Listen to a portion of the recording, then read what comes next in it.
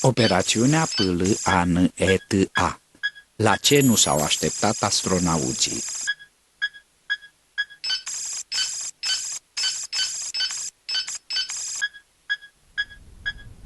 Dragi colegi și oameni de știință, după cum știți, spargerea ridicolei bariere a fost unul din scopurile principale al programului de explorare galactică.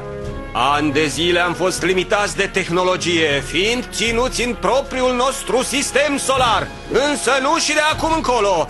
Astăzi, acești doi agenți eroi vor fi primii care vor trece ridicola barieră, îmbarcându-se într-o călătorie în care niciun băiat sau fată n-a mai fost vreodată. Da, haide să spunem că vom trece de bariera aceasta ridicolă, dar ce se va întâmpla? Nimeni nu știe. Experiențele ce vă așteaptă ar putea întrece înțelegerea oricărui copil. Bine, păi până se pregătește racheta, vreau să vorbesc puțin cu cobaiul, cu astronautul înainte de lansare.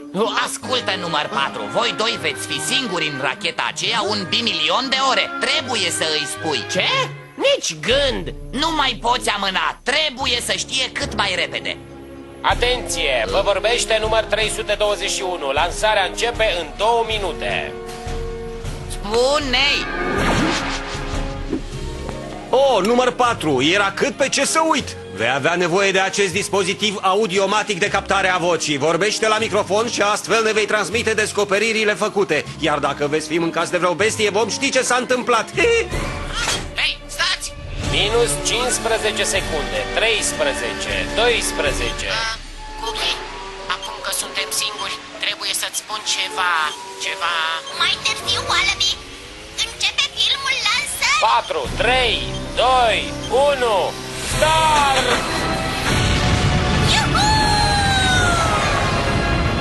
Viteza rapidă, super rapidă, mega super rapidă, mega giga super rapidă. Nici zvonurile nu circulă atât de repede. Ajunge! N-au decât să treacă ei de bariera asta. Ridicol de repede.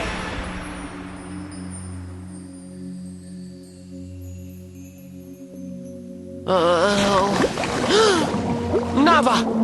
Nu! Număr 3? Cookie? Unde ești? Aici număr 4, către baza lunii. Ne-am prăbușit pe o afurisită planetă extraterestră. Nava noastră e pe fundul unui lac. Număr 3 a dispărut, iar eu vă cer să mă scoateți cumva de aici imediat! Cookie? Hei, Cookie, tu ești? Cine-i acolo? Trebuie să plec! Trebuie să plec! Ce-i cu planeta asta? Trebuie să plec!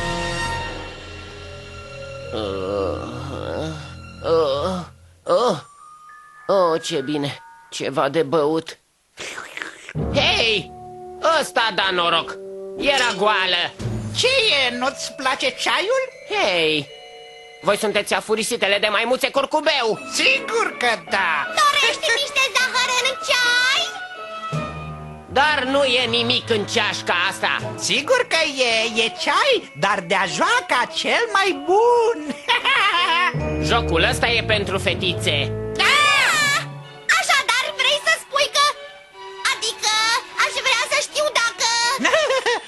Ești cumva băiat? Sigur că sunt băiat! Spuneți-mi repede unde e prietena mea Cookie ca să găsim o navă să plecăm de pe planeta asta afurisită! Nu-ți fie frică! Te vom ajuta să-ți găsești prietena dacă ne răspunzi la câteva întrebări. Mai întâi, ce crezi că reprezintă desenul? O midă cu intestinele pe afară. Și acum? Și dacă spun snaga umpa delicios, ce cuvânt îți vine în minte prima dată? Voma. Bine, și care îți place cel mai mult? Ajunge cu astea! Lăsați-mă să cobor din scaunul ăsta înainte să vă pocesc mutrele. Ce se întâmplă aici? Generale Drăsișoare! Ne bucurăm că ați venit. Trupa noastră snagă l-a capturat în dimineața aceasta ceva uimitor. Un băiat uman. Un băiat? Scandalos! Niciun băiat n-a fost văzut prin ținuturile acestea de când e istoria. Evident că e o fată foarte urâtă. Ce? Pe cine faci tu? Ah, dă-mi drumul afurisitule multicolor, dăm drumul imediat! Nu auzi? Afurisit multicolor? Cred că ai dreptate, profesore Pavlotem. Numai un băiat poate fi atât de neatrăgător ca ființa asta. Dar nu e deloc neatrăgător. Dăm E drumul chiar imediat! foarte Dăm delicios. drumul! Îți arăt eu delicios! Băieții, întotdeauna au fost dușmanii maimuțelor cu cubeu. Profesore, sunt o abominație, trebuie distruși. Nu se poate. Trebuie să-l protejăm, să-l studiem. Ar putea fi singurul din specia sa. Asta e părerea voastră. Vom lăsa tribunalul să hotărască ce vom face cu el. Și în concluzie vă reamintim tuturor că acest băiat e o specie pe cale de dispariție. E diferit de noi, da, dar poate avem ce învăța de la el. Și poate vom învăța ceva chiar despre noi înșine. Ridicol! Se știe bine că băieții sunt cruzi, răi și vicioși. Iar pentru a-mi argumenta spusele, voi chema un martor expert. Da, cel mai bun expert din lume. Ce vrei să spui? Pe cine ai putea găsi pe planeta asta care să știe ceva despre mine? Ia spune! Bună, Wally! Cookie? Ce cauți aici? Mă joc de tribunalul cu maimuțele curcubeu. Spune-mi, fetițo, băiatul acesta ar putea fi descris ca supărăcios? Da? Este adevărat că are tendințe violente? Aproape constant. Cookie, ce vrei să faci? Așa-i că e amuzant. Sper să strige cineva ordine în sala de judecată. Acestei creaturi, acestui băiat, îi plac îmbrățișările? Da? O, stați! Îmbrățișările nu-i plac. Credeam că ați pus înmormântările. Da! Ordine în sala de judecată! Da! Nu! Destul! Am spus destul! Trebuie să scăpăm de acest monstru pentru binele maimuțelor curcubeu. Acest consiliu îl condamnă să fie îmbrățișat până la dispariție. Scuzați-mă, dar asta nu mi se pare prea grav. Da, nu-i corect. Dar ce putem face? Hei, țineți-vă afurisitele alea de labe departe de mine, maimuțe nătângi. Încă un pas și floarea o pățește. Ați înțeles? Imediat să văd că pui floarea jos. Bine, o pun jos. Aici! Salvați floarea! Vino!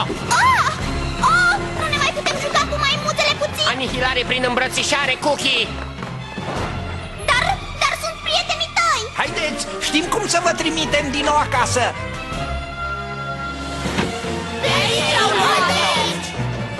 Wow! Unicorni!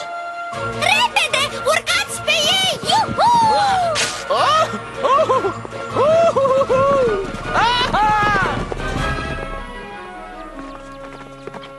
Mulțumesc frumos, căluțule! Pa, pa! Hei! Wally, nu-i așa că e amuzant? Mulțumim că v-ați jucat cu noi, maimuțe curcubeu. Poftim, vă dau popcornul meu. Opriți racheta aceea! Nu-i lăsați să scape! Da, mulțumesc, trebuie să plecăm. Repede, Cookie, repede! Acum repede! Nu-i lăsați să scape! Trageți! Cum se pornește? Să încercăm butonul ăsta. Gata, am reușit. Cookie, acum că suntem salvați, nu mai pot amâna ce am să-ți spun. Țin de mult timp în mine și cred că ai dreptul să știi că... Misiunea a luat sfârșit. Debarcarea. Ah, ce rapid a fost. Hei, ceva nu e bine. Parcă am fi tot în... V-am prins! Pregătiți-vă să pieriți prin îmbrățișare! Firar, animatronici afurisiți. Încă n-am reușit să scoatem toți virusii. Vrei să spui că sunt doar roboți? Păi, da? Ce credeai, că ați aterizat pe planeta maimuțelor curcubeu folosind racheta asta multicoloră ca mijloc de a scăpa?